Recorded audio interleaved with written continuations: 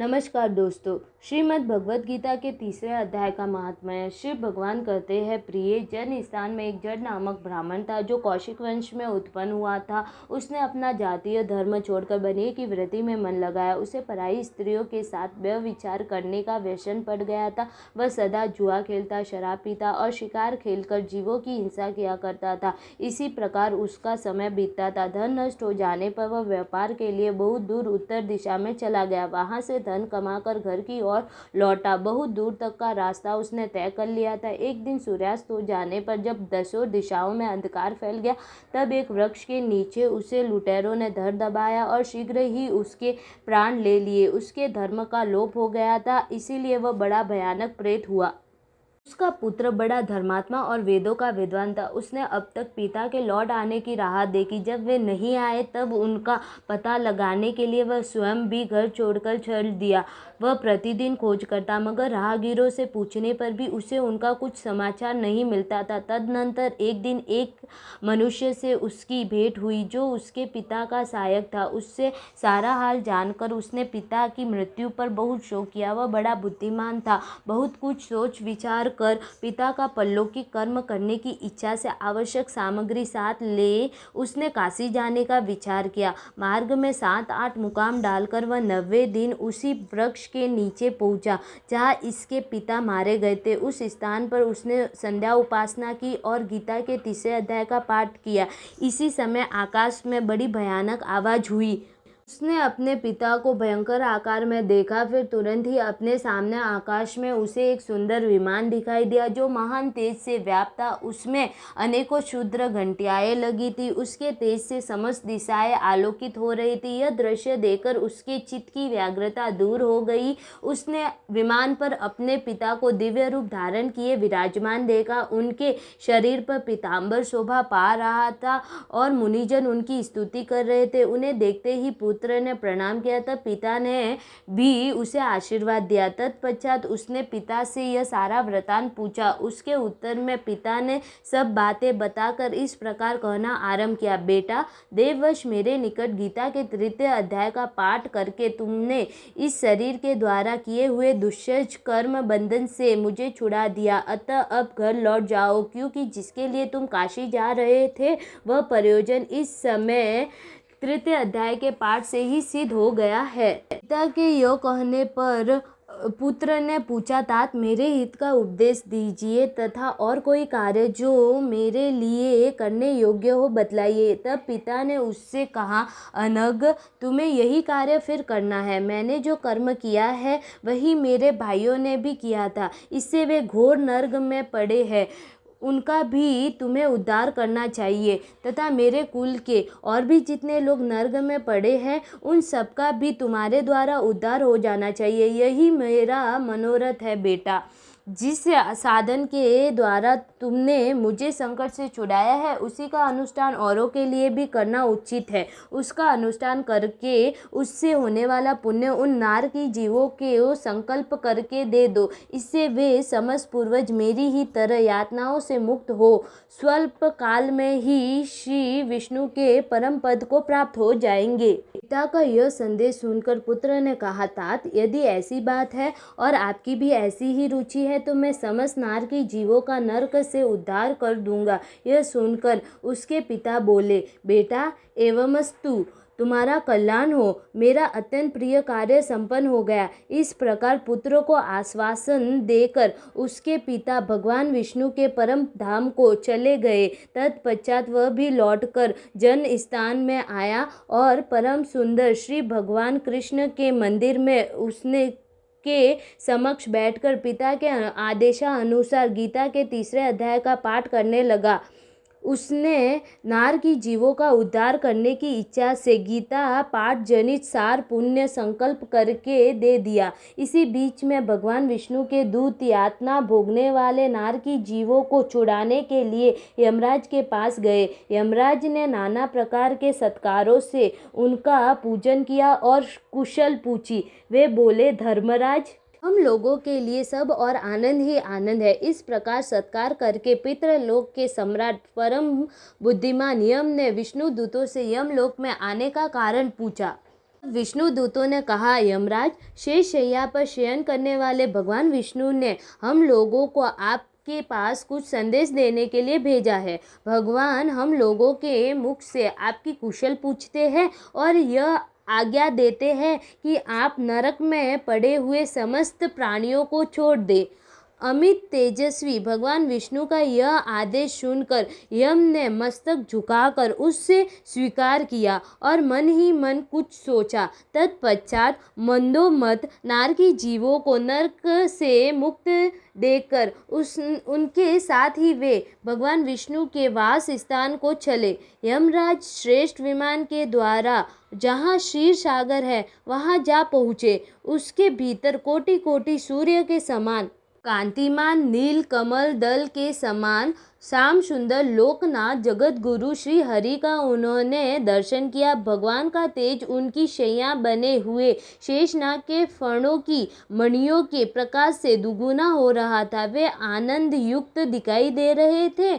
उनका हृदय प्रसन्नता से परिपूर्ण था। भगवती लक्ष्मी अपनी सरल चितवन से प्रेम पूर्वक उन्हें बार बार निहार रही थी।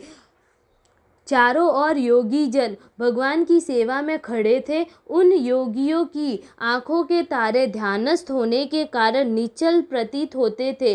देवराज इंद्र अपने विरोधियों को परास्त करने के उद्देश्य से भगवान की स्तुति कर रहे थे। ब्रह्मा जी के मुख से निकले हुए वेदांत वाक्य मूर्तिमान होकर भगवान के गुणों का गान कर रहे थे। भगवान पूर्णतः संतुष्ट होने के साथ ही समस्त योनियों की ओर से उदासीन प्रतीत होते थे। जीवों में से जिन्होंने योग साधना के द्वारा अधिक पुण्य संचय किया था, उन सबको एक ही साथ वे कृपा दृष्टि से निहार रहे थे।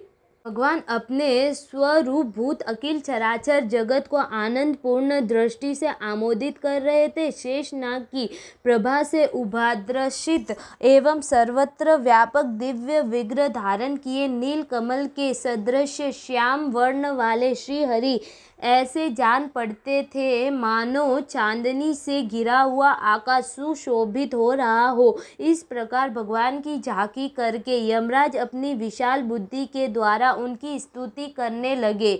यमराज बोले, संपूर्ण जगत का निर्माण करने वाले परमेश्वर, आपका अंतःकरण अत्यंत निर्मल है। आपके मुख से ही वेदों का प्रादुर्भाव हुआ है। आप ही विश्व स्वरूप और इसके विधायक ब्रह्मा है। आपको नमस्कार है। अपने बल और वेग के कारण जो अत्यंत दुर्धर्ष प्रतीत होते हैं, ऐसे दान वेदेंद्रों का अभिमान चूर्ण करने वाले भगवान विष्णु को नमस्कार है। पालन के समय सतत्वमय शरीर धारण करने वाले विश्व के आधारभूत सर्वव्यापी श्री हरि को नमस्कार है। समस्त देहधारियों की पातक राशियों को दूर करने वाले परमात्मा को प्रणाम है। जिनके लालाटवर्ती नेत्र के तनिक सा खुलने पर भी आग की लपटें निकलने लगती है, उन रुद्र रूपधारी आप परमेश्वर को नमस्कार है। आप संपूर्ण विश्व के गुरु, आत्मा और महेश्वर है। अंततः समस्त वैष्णव जनों को संकट से मुक्त करके उन पर अनुग्रह करते हैं। आप माया से विस्तार को प्राप्त हुए अखिल विश्व में व्याप्त होकर भी कभी माया अथवा उससे उत्पन्न होने वाले गुणों से मोहित नहीं होते। माया तथा माया जनित गुणों के बीच में स्थित होने पर भी आप पर उनमें से किसी का प्रभाव नहीं पड़ता। आपकी महिमा का अंत नहीं है, क्योंकि आप असीम हैं। फिर आप वाणी के विषय कैसे हो सकते हैं? अतः मेरा मौन रहना ही उचित है। इस प्रकार स्तुति करके यमराज ने हाथ जोड़कर कहा, जगत गुरुओं, आपके आदेशों से इन जीवों को गुण रहित होने पर भी मैंने छोड़ दिया। अब मेरे योग्य और जो कार्य हो उसे बतलाइए। उनके यो कहने पर भगवान मधुसूदन मेघ के समान गंभीर वाणी द्वारा मानो अमृत रस से खींचते हुए बोले, धर्मराज, तुम सबके प्रति समान भाव रखते हुए लोगों का पाप से उद्धार कर रहे हो। तुम पर देहधारियों का भार रखकर मैं निश्चित हूँ, अतः तुम अपना काम करो और अपने लोक को लौट जाओ। यो कहकर भगवान अंतर्ध्यान हो गए। यमराज भी अपनी पुरी को लौट आए। तब वह ब्राह्मण अपनी जाति के और समस्त नार की जीवों का नरक से उद्धार करके स्वयं भी श्रेष्ठ विमान द्वारा श्री विष्णु धाम को चला गया। अब शुरू करते हैं तीसरा अध्याय। ओम श्री परमात्मे नमः।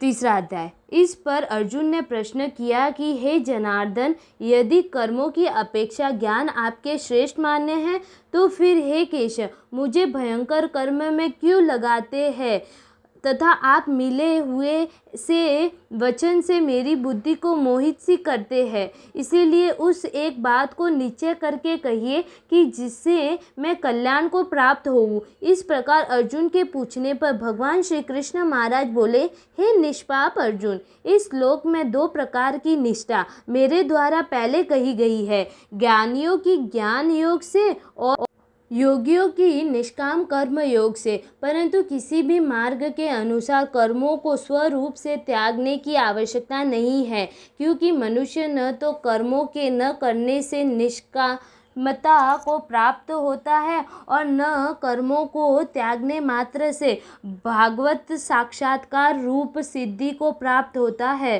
तथा सर्वथा कर्मों का स्वरूप से त्याग हो भी नहीं सकता, क्योंकि कोई भी पुरुष किसी काल में क्षण मात्र भी बिना कर्म किए नहीं रहता है। निसंदेह सभी पुरुष प्रकृति से उत्पन्न हुए गुणों द्वारा परवश हुए कर्म करते हैं।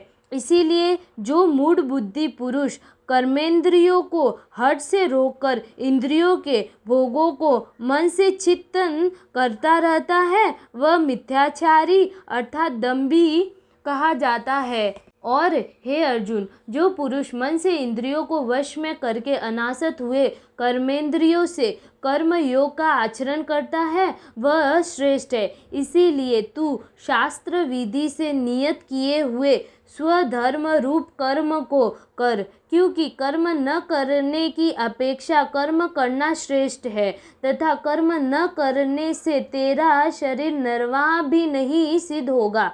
हे अर्जुन, बंधन के भय से भी कर्मों का त्याग करना योग्य नहीं है, क्योंकि यज्ञ अर्थात विष्णु के निमित्त किए हुए कर्म के सिवा अन्य कर्म में लगा हुआ ही यह मनुष्य कर्मों द्वारा बंधता है। इसीलिए हे अर्जुन, आसक्ति से रहित हुआ उस परमेश्वर के निमित्त कर्म का भली प्रकार आचरण कर। कर्म न करने से तू पाप को भी प्राप्त होगा, क्योंकि प्रजापति ब्रह्मा ने कल्प के आदि में यज्ञ सहित प्रजा को रचकर कहा कि इस यज्ञ द्वारा तुम लोग वृद्धि को प्राप्त हो और यह यज्ञ तुम लोगों को इच्छित कामनाओं के देने वाला होवे, तथा तुम लोग इस यज्ञ द्वारा देवताओं की उन्नति करो और वे देवता लोग तुम लोगों की उन्नति करें। इस प्रकार आपस में कर्तव्य समझकर उन्नति करते हुए परम कल्याण को प्राप्त होवोगे, तथा यज्ञ द्वारा बढ़ाए हुए देवता लोग तुम्हारे लिए बिना मांगे ही प्रिय भोगों को देंगे। उनके द्वारा दिए हुए भोगों को जो पुरुष इनके लिए बिना दिए ही भोगता है, वह निश्चय चोर है। कारण कि यज्ञ से शेष बचे हुए अन्न को खाने वाले श्रेष्ठ पुरुष सब पापों से छूटते हैं, और जो पापी लोग अपने शरीर पोषण के लिए ही पकाते हैं, वे तो पाप को ही खाते हैं, क्योंकि संपूर्ण प्राणी अन्न से उत्पन्न होते हैं और अन्न की उत्पत्ति वृष्टि से होती है, तथा वृष्टि यज्ञ से होती है और वह यज्ञ कर्मों से उत्पन्न होने वाला है, तथा उस कर्म को तू वेद से उत्पन्न हुआ जान, और वेद अविनाशी परमात्मा से उत्पन्न हुआ है। इससे सर्वव्यापी परम अक्षर परमात्मा सदा ही यज्ञ में प्रतिष्ठित है। हे पार्थ, जो पुरुष इस लोक में इस प्रकार चलाए हुए सृष्टि चक्र के अनुसार नहीं बरतता है, अर्थात शास्त्र अनुसार कर्मों को नहीं करता है, वह इंद्रियों के सुखों को भोगने वाला पापायु पुरुष व्यर्थ ही जीता है। परंतु जो मनुष्य आत्मा ही में प्रीति वाला और आत्मा ही में तृप्त तथा आत्मा में ही संतुष्ट होवे, उसके लिए कोई कर्तव्य नहीं है, क्योंकि इस संसार में उस पुरुष का किए जाने से भी कोई प्रयोजन नहीं है और न किए जाने से भी कोई प्रयोजन नहीं है, तथा इसका संपूर्ण भूतों में कुछ भी स्वार्थ का संबंध नहीं है, तो भी उसके द्वारा केवल लोक हितार्थ कर्म किए जाते हैं। इससे तू अनासक्त हुआ निरंतर कर्तव्य कर्म का अच्छी प्रकार आचरण कर, क्योंकि अनासक्त पुरुष कर्म करता हुआ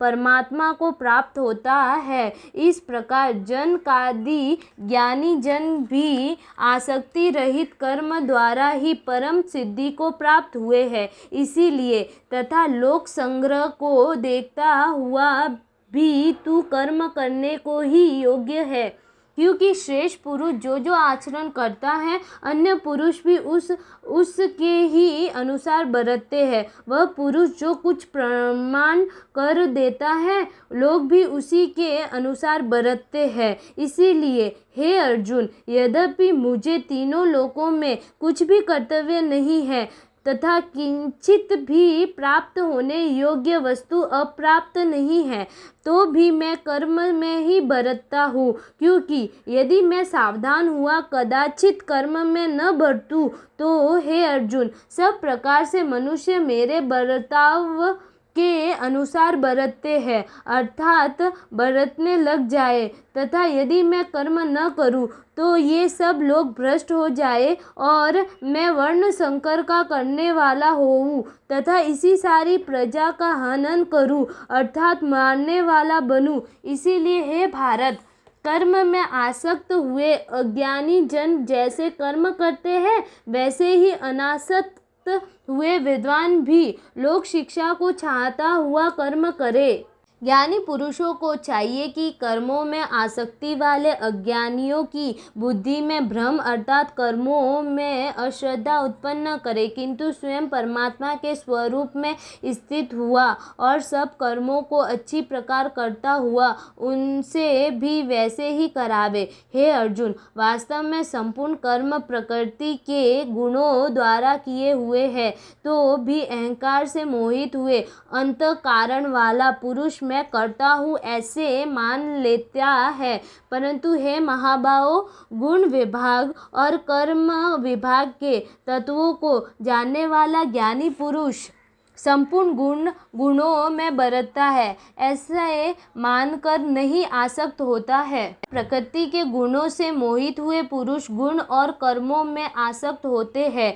उन अच्छी प्रकार न समझने वाले मूर्खों को अच्छी प्रकार जानने वाला ज्ञानी पुरुष चलायमान न करे। इसीलिए हे अर्जुन, तू ध्यानिष्ठ चित्त से संपूर्ण कर्मों को मुझ में समर्पण करके आशा रहित और ममता रहित होकर संताप रहित हुआ युद्ध कर। हे अर्जुन, जो कोई भी मनुष्य दोष बुद्धि से रहित और श्रद्धा से युक्त हुए सदा ही मेरे इस मत के अनुसार बरतते हैं, वे पुरुष संपूर्ण कर्मों से छूट जाते हैं। और जो दोष दृष्टि वाले मूर्ख लोग इस मेरे मत के अनुसार नहीं बरतते हैं, उन संपूर्ण ज्ञानों में मोहित चित्त वालों को तू कल्याण से भ्रष्ट हुए ही जान, क्योंकि सभी प्राणी प्रकृति को प्राप्त होते हैं, अर्थात अपने स्वभाव से परवश हुए कर्म करते हैं। ज्ञानवान भी अपनी प्रकृति के अनुसार चेष्टा करता है,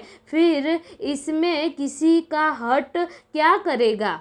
इसीलिए मनुष्य को चाहिए कि इंद्रियों के अर्थ में अर्थात सभी इंद्रियों के भोगों में स्थित जो राग और द्वेष है, उन दोनों के वश में नहीं आवे, क्योंकि इसके वे दोनों ही कल्याण मार्ग में विघ्न करने वाले महान शत्रु है। इसीलिए उन दोनों को जीतकर सावधान हुआ स्वधर्म का आचरण करे, क्योंकि अच्छी प्रकार आचरण किए हुए दूसरे के धर्म से गुण रहित भी अपना धर्म अति उत्तम है। अपने धर्म में मरना भी कल्याणकारक है और दूसरे का धर्म भय को देने वाला है। इस पर अर्जुन ने पूछा कि हे कृष्ण, फिर यह पुरुष बलात् लगाए हुए के सदृश न चाहता हुआ भी किसी से प्रेरा हुआ पाप का आचरण करता है?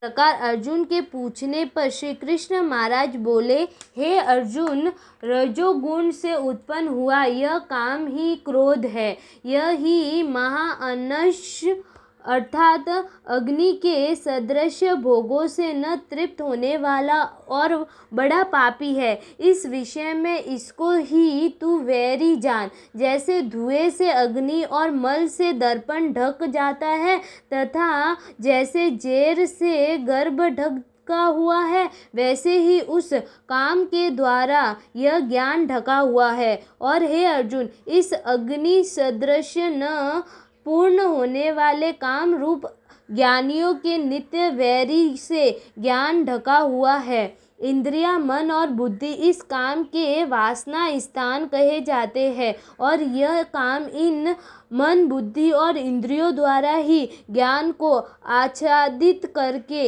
इस जीव आत्मा को मोहित करता है। इसीलिए ये अर्जुन, तू पहले इंद्रियों को वश में करके ज्ञान और विज्ञान के नाश करने वाले इस काम पापी को निश्चय पूर्वक मार। और यदि तू समझे कि इंद्रियों को रोककर काम रूप वैरी को मारने की मेरी शक्ति नहीं है, तो ये तेरी यह भूल है, क्योंकि इस शरीर से तो इंद्रियों को पर श्रेष्ठ, बलवान और सूक्ष्म कहते हैं और इंद्रियों से पर मन है और मन से भी पर बुद्धि है और जो बुद्धि से भी अत्यंत पर है वह आत्मा है। इस प्रकार बुद्धि से पर अर्थात सूक्ष्म तथा सब प्रकार बलवान और श्रेष्ठ अपने आत्मा को जानकर और बुद्धि के द्वारा मन को वश में करके, हे महाबाहो, अपनी शक्ति को समझकर इस दुर्जय काम रूप शत्रु को मार। यह गीता जी के 3रा अध्याय है। इसको कर्म योग के नाम से भी जाना जाता है। ओम श्री नमो भगवते वासुदेवाय नमः।